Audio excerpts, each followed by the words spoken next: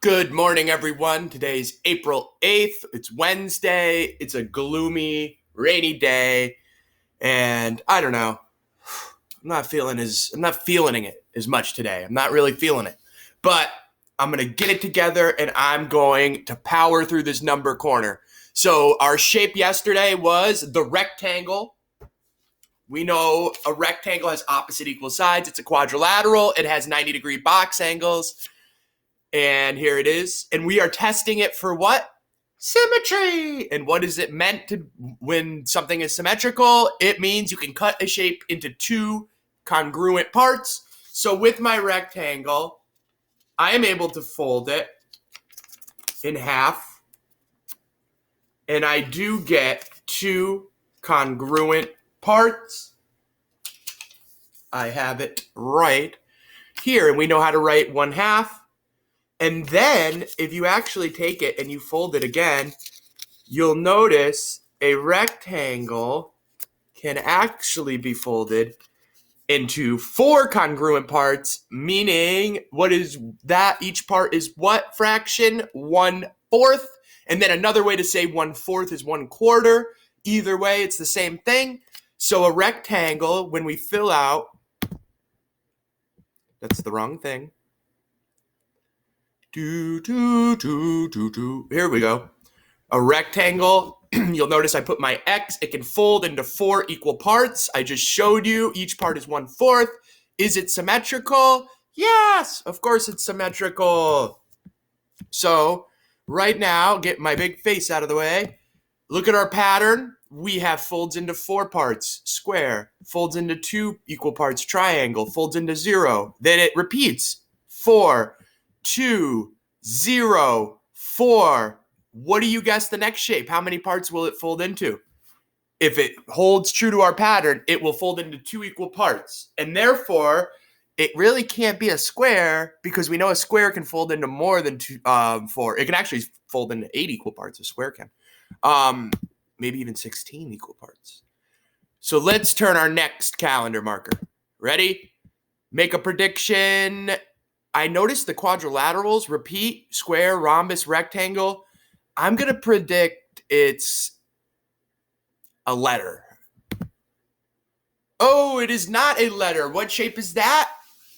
A triangle. How is that a triangle? I don't know. Let's zoom in. The other one, triangle, has the point on the top. This one, the triangle, has the point on the bottom.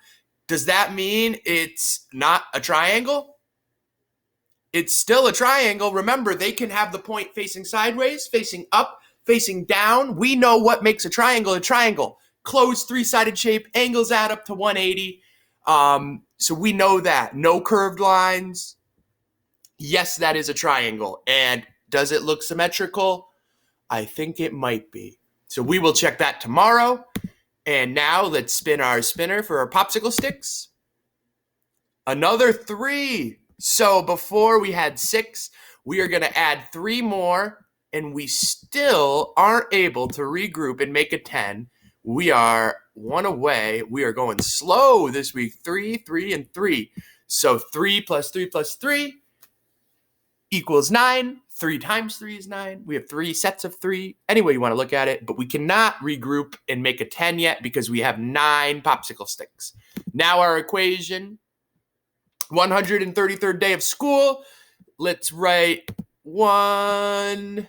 Actually, let's write 10 plus 10 plus 10 plus 1. Oh, Mr. K, this equation's good. Uh-oh, I did a minus. Uh-oh. There we go. Plus 1. How many 1s did we have in this number? 3. How many 10s? 3. How many hundreds? There's 100. Does that equation look right? Almost, because we have to put our equals, is the same as 133. Pay attention to that place value. It will help you immensely. Now, here is the worksheets you're doing today. You're doing 83 and 84 in home connections, so shape riddles and more. Remember with the clues, if it has fewer than 6 sides, more than 3 sides, we always count sides with shapes, and that will help us. So this is the page you're going to do. A hexagon is a 6-sided shape. We saw that in our number corner. We know a trapezoid's a quadrilateral, and there's some special qualities with the trapezoid. You should know and talk about the parallel lines and think about that. A circle is a really special shape that we really haven't learned much about, but you can think about symmetry in a circle. Like, could you cut a circle into 2 equal congruent parts? Definitely. So a circle is a really special shape, but we haven't studied it much. Now, the next page, look at that word problem. I just wanted to give you an example. So I love using number trees with word problems. Let's just read number 2, and then I'll be all done. Tim has 12 fish, 7 are yellow, and the rest are red. How many fish does Tim have? Show your work.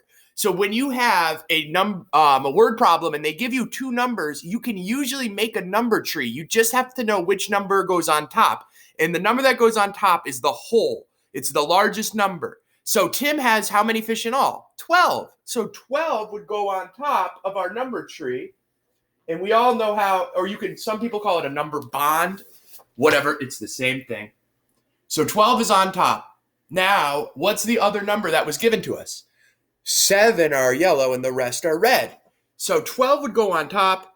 We are given the other number of 7. So now all we have to do is find the other number. What goes with 7 to make 12? If you write a number tree and then put the right answer in, you will get full credit. You'll have shown your work and you will have gotten the correct answer. I encourage you to use number trees, or if you would rather use an equation, same idea. You could always say 7 plus something is the same as 12. That's really the same thing as what I did with my number tree.